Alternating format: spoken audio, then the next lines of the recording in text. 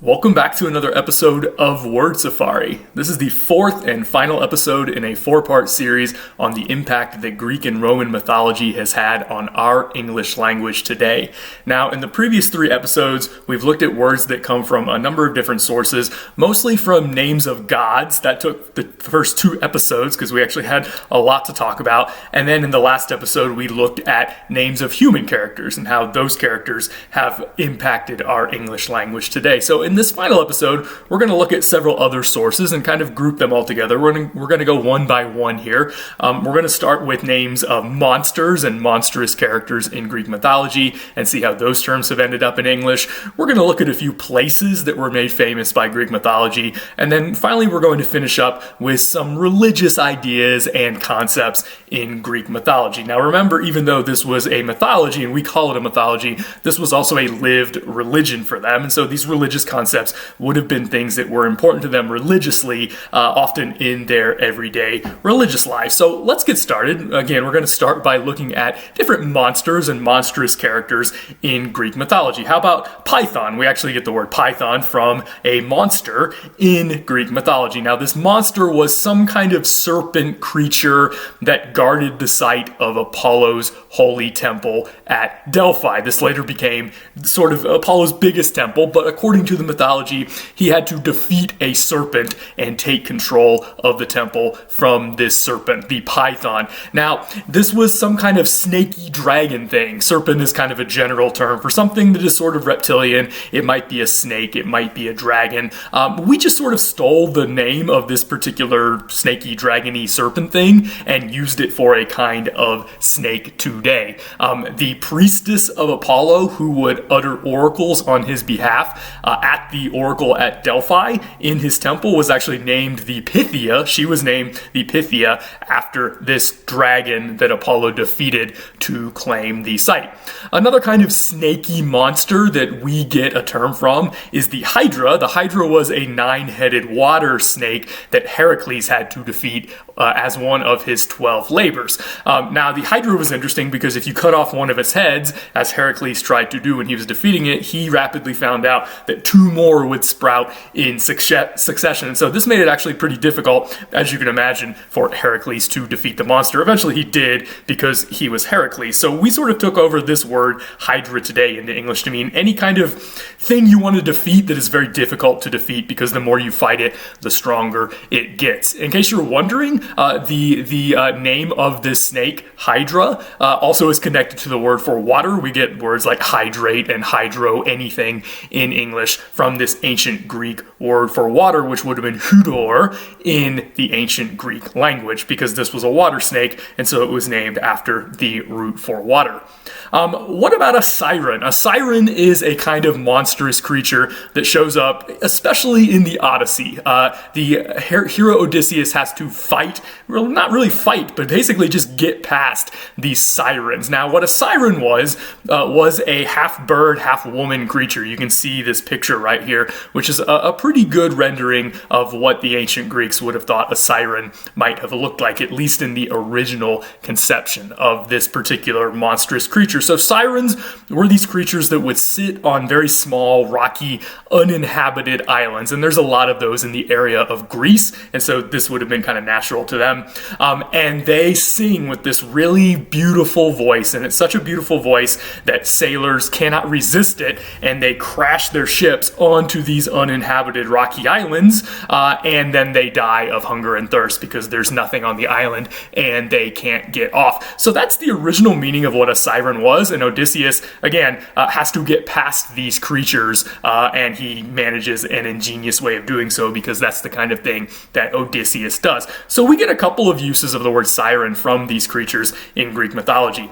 The idea of a siren as a loud noise comes from this, even though the original idea was that the siren would have a song that was so beautiful that you couldn't resist it. Nowadays, a siren as a loud noise is something that's so annoying that you can't resist it. So we've kind of changed the meaning a little bit, but it's still a noise that gets your attention and calls your attention to something.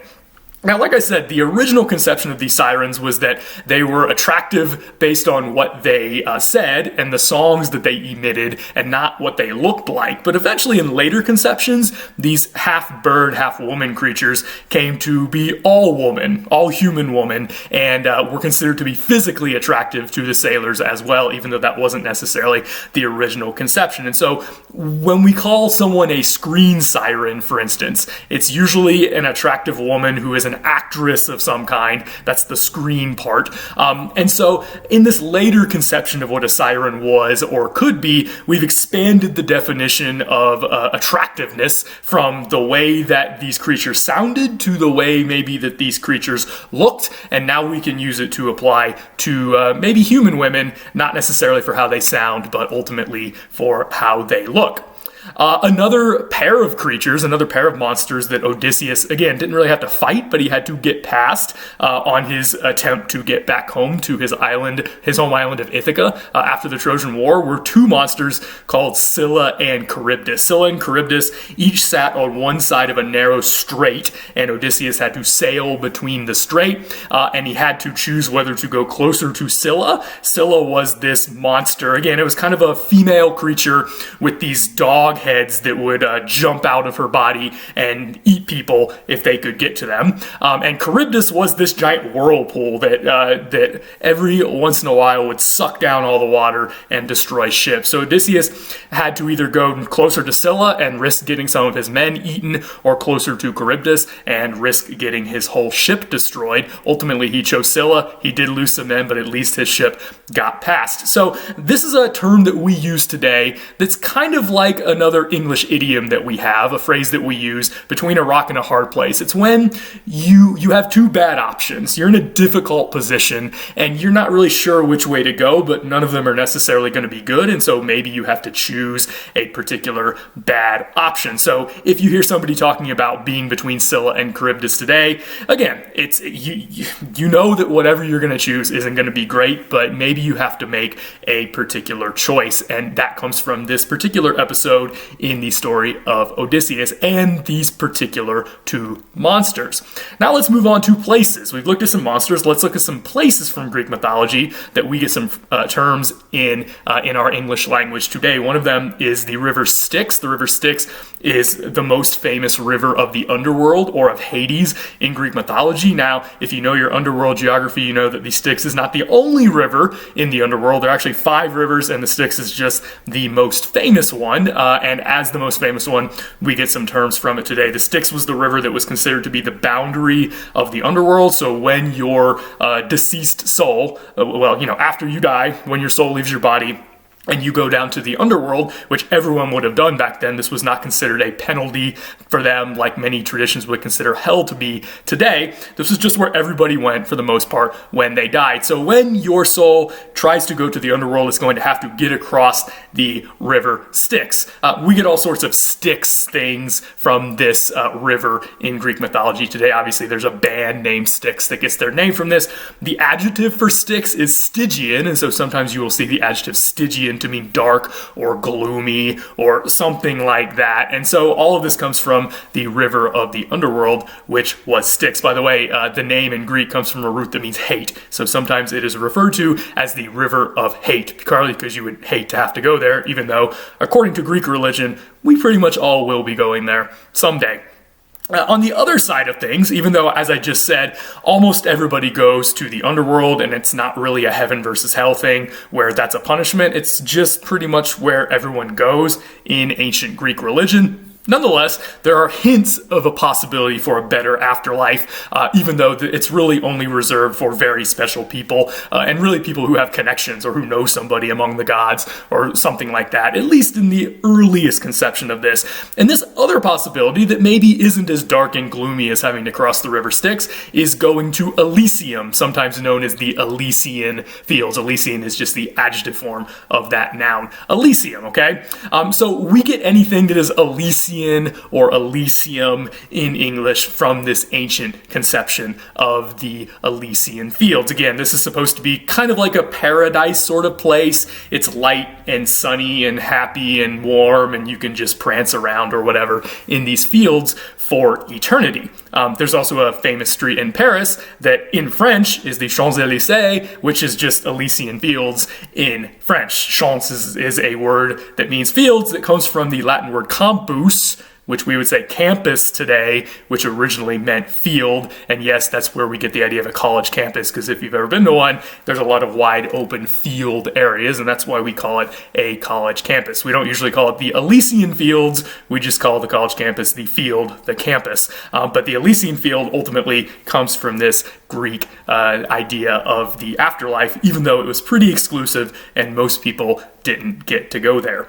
What's another place that's very famous in Greek mythology? Of course, that's Mount Olympus. As you probably know, the gods lived on Mount Olympus. That is why we sometimes call them the Olympian gods, because this was where they made their home. This is a real mountain. This is not a mythological mountain. It is a real mountain that is up in northern Greece today, and you can go see it. We get a number of things from this, like there's a company called Olympus that gets its name from this particular mountain. If you are living in the Pacific Northwest of the United States, you will recognize several things that come from this. There is a mountain range in the extreme northwest of the continental United States called the Olympic Range, and then the capital city of the state of Washington is named after that range, Olympia, Washington. Now, the interesting thing is, notice that the Olympics, which you may have heard of, are not on the list on the last slide that I just put. Rather, they're on this slide. Even though they sound very similar, the Olympics do not come from Mount Olympus. They come from a different thing in Greek geography, which is actually not even mythological at all. It's a place called Olympia, which was a city, really just a town, in southern Greece, so really nowhere close to Mount Olympus at all. There are different theories as to why these two names look so similar between Mount Olympus and the town of Olympia. But ultimately, they are different places and different things. So the town of Olympia was known for a temple to Zeus. Now, lots of places had a temple to Zeus, but the town of Olympia had a special temple to Zeus, and it would host a festival every 4 years. And at that festival, other than worshiping Zeus and offering him sacrifices and all of the normal things, you might participate in athletic games. Now, the original point of these athletic games was to worship Zeus. It was to show everyone the gifts that Zeus had given you, how strong you were, how fast you were, etc., etc., etc. And so this would just be another way of worshiping Zeus by participating in these athletic games at the town of Olympia every 4 years. And so they were called the Olympic Games. Now, this was something that happened every 4 years in ancient Greece for a long time, and then was discontinued for a very long time until fairly recently, just over 100 years ago in the late 1800s, when the Olympic Games were brought back, and we've been having Olympic Games for the most part every 4 years ever since. But that goes back to this town of Olympia in ancient Greece and to this festival that was specifically to Zeus that took place around the temple of Zeus at the town of Olympia in southern Greece. Another place that is famous from Greek mythology was something called the Labyrinth. Now, the Labyrinth was located on the island of Crete, which was part of the wider Greek world, and it was commissioned by King Minos and built by the inventor Daedalus to contain the ferocious beast called the Minotaur. So they basically shut the Minotaur up in the labyrinth. And the labyrinth is exactly what you think it is. It was this maze that was so winding that the idea was that the Minotaur couldn't get out of the maze and he would always be trapped in there. So we get our word labyrinth straight from this particular thing that would have been on the map of ancient, maybe mythological Greece. Of course, we also have an adjective, labyrinthine. If something is like a labyrinth, it's like a maze, it's very twisty and secretive, and all those things you would expect.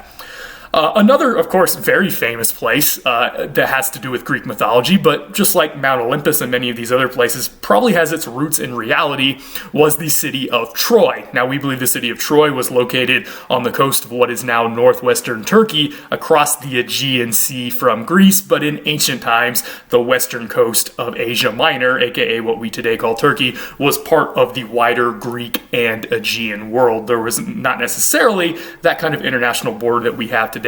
However, Troy was, of course, a different polity, a different place from Greece, and we know this because we hear about the enmity between the Greek city-states and Troy, and how the Trojan War was fought around the city of Troy in what is now northwestern Turkey. That was just Troia in the original Greek, even though it also had another name, and that other name was Ilion, and we get the Iliad from this alternate name for the city of Troy.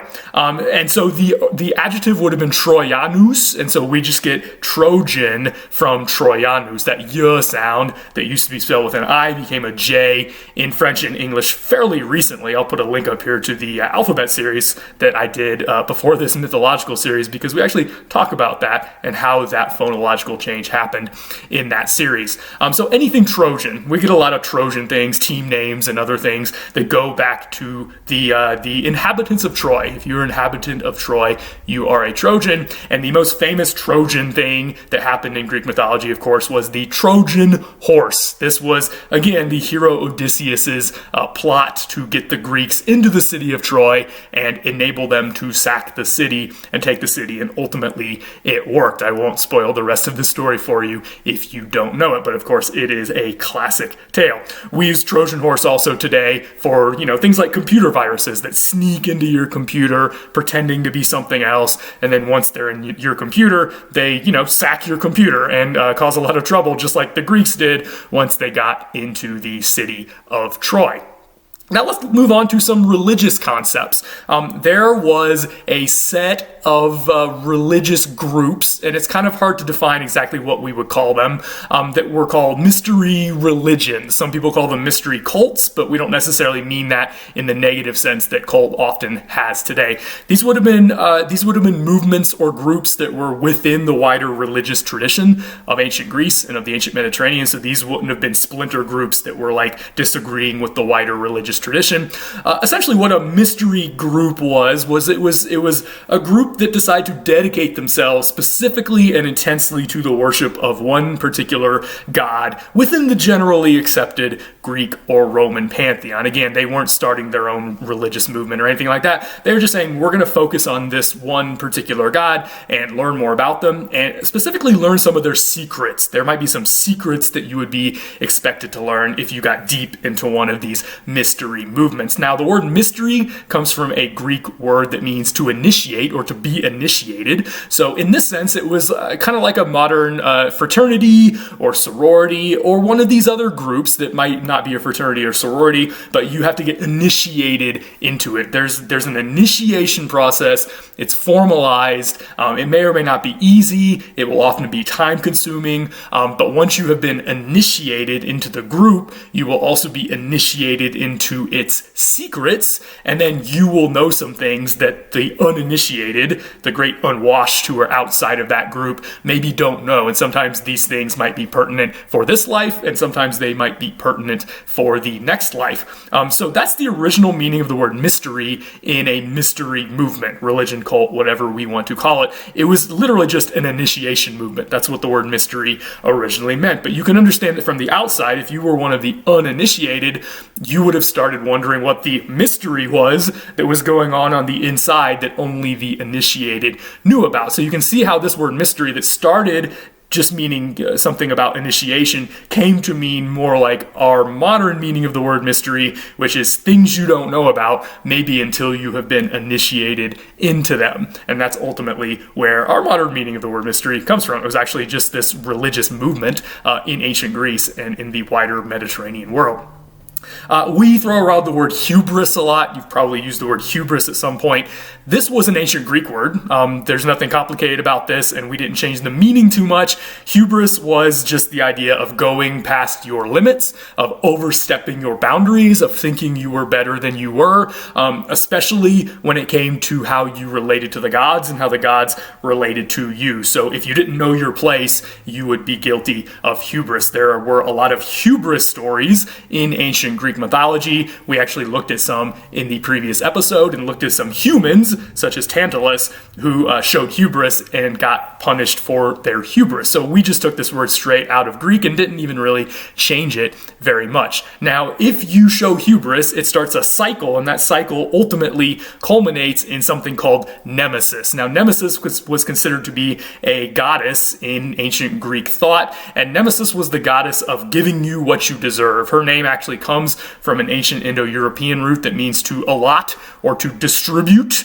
So Nemesis would ultimately show up once you had been shown to be guilty of hubris, and she would mete out to you your punishment. She would allot to you your punishment, which is essentially what her name means as Nemesis. Now, we've taken the word Nemesis over into English, but we've changed the meaning somewhat. Originally, again, the idea was that it's someone who is going to give you what you deserve, and it's probably not going to be a good thing in the case of Nemesis. Nowadays, when we use the word Nemesis, it might be someone who gives you bad things whether you deserve them or not. So we've sort of taken out the fundamental idea of whether you deserve it or not, and now it's just somebody who always gets on your nerves or always harasses you or always makes your life more difficult, or maybe in sport, someone who always beats you in the championship game of something, or whatever. They're standing in the way of your goals. That's how we use the word Nemesis today.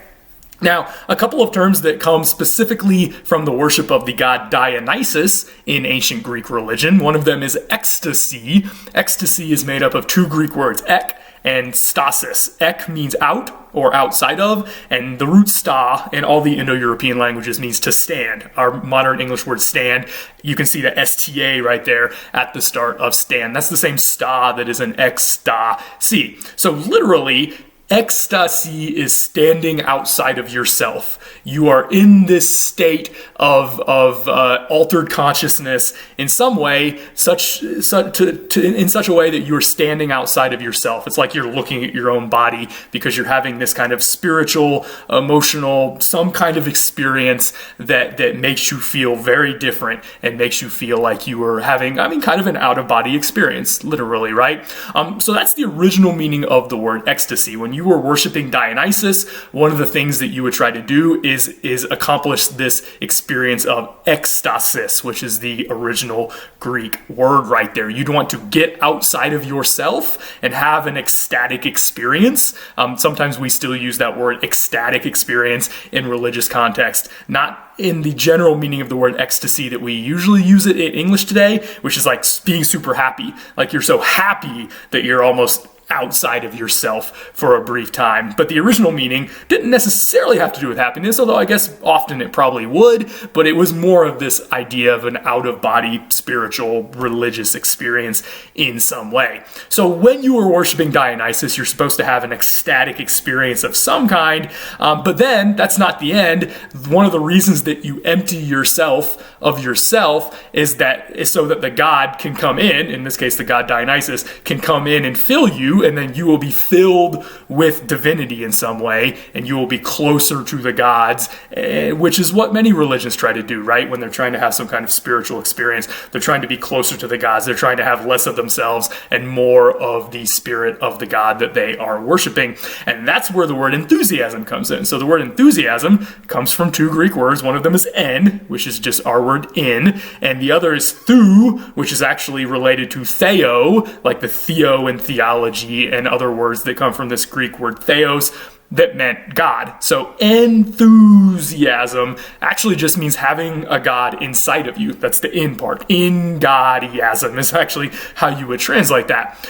So once you have emptied yourself through ecstasy, you want to fill yourself with the God through the process of enthusiasm. So the original meaning of enthusiasm was to be possessed by the spirit of a god, to have some kind of spiritual experience where you felt like you were communing with a god. Again, this was mostly used in the context of the worship of the god Dionysus in ancient Greek religion. And you can find out more about Dionysus if you want to find out why, but it had to do with how they would worship him, specifically using wine and other mind-altering substances. So our word enthusiasm originally meant that you were filled with the spirit of a god, and so you were acting differently, hopefully in a better way, just like most religious traditions believe that you're better if you're filled with the spirit of a god and you've emptied yourself of yourself and your fragile and frail human nature.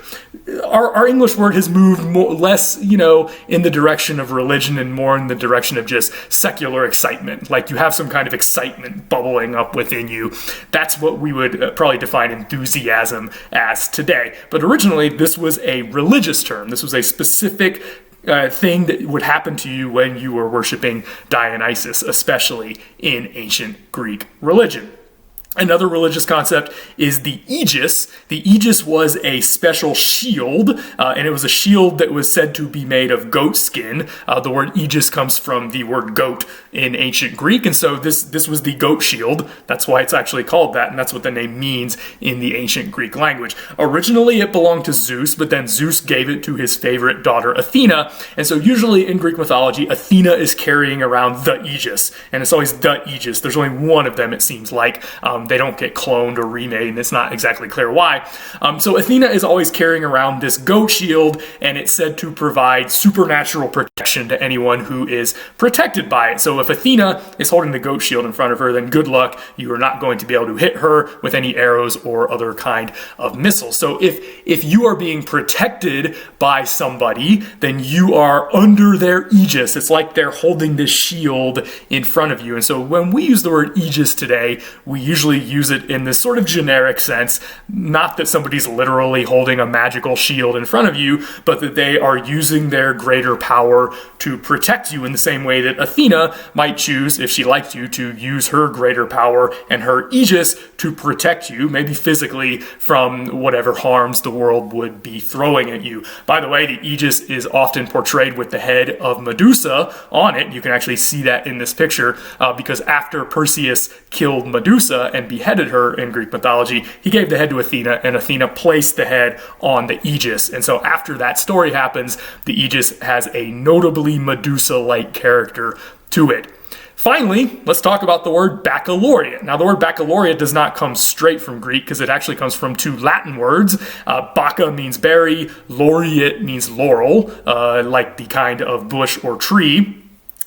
This comes from a concept and a story in Greek mythology where Apollo decides that the laurel tree is his favorite tree, and then he starts using the laurel tree as sort of his emblem in some way. So when there were some kind of athletic games going on that were dedicated to Apollo, and we talked about the ones that were dedicated to Zeus at Olympia, but there were other games dedicated to Apollo. For instance, at Delphi, they were called the Pythian Games, after what we talked about at the start of this discussion.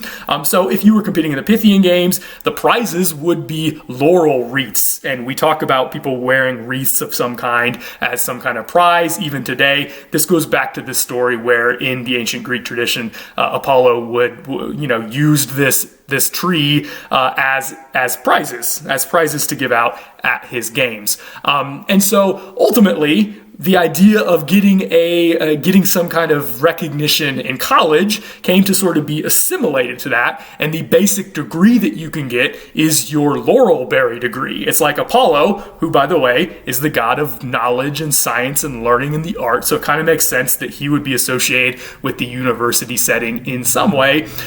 Once you have completed a basic field of study at the university, then you will get a laurel. You will get some kind of wreath, or maybe a berry that signifies the wreath. That's the Bacca part in Baccalaureate. And this goes all the way back to this tradition of Apollo being, again, the god of knowledge and sciences, but also Apollo being a god who is the sponsor of competition and who will give out some kind of award that has to do with a laurel when you complete a task successfully. Our word bachelor ultimately just comes from baccalaureate. You can see that it's just a slightly changed version of baccalaureate, but sometimes we use the word baccalaureate. You may have heard the word baccalaureate. There can be a baccalaureate service of some kind of ceremony that is conducted around the graduation of something. Sometimes it's even a high school graduation. Sometimes it can be a college graduation. But either way, it is some kind of academic achievement that Apollo is sort of hovering behind in the background and saying that you have done a good job. And ultimately, this goes back to all of those stories and all of those characters in Greek mythology. All right, that's all we're going to talk about. This has been a long 4-part series, but honestly, I have had to cut the list because I didn't want this to go longer than it already has. So my question for you is, what do you think I should have included? What other terms do we get from Greek mythology that maybe deserve to be on here? I'd like to hear from you. Let me know, and I'll see you in the next episode when we start a new topic.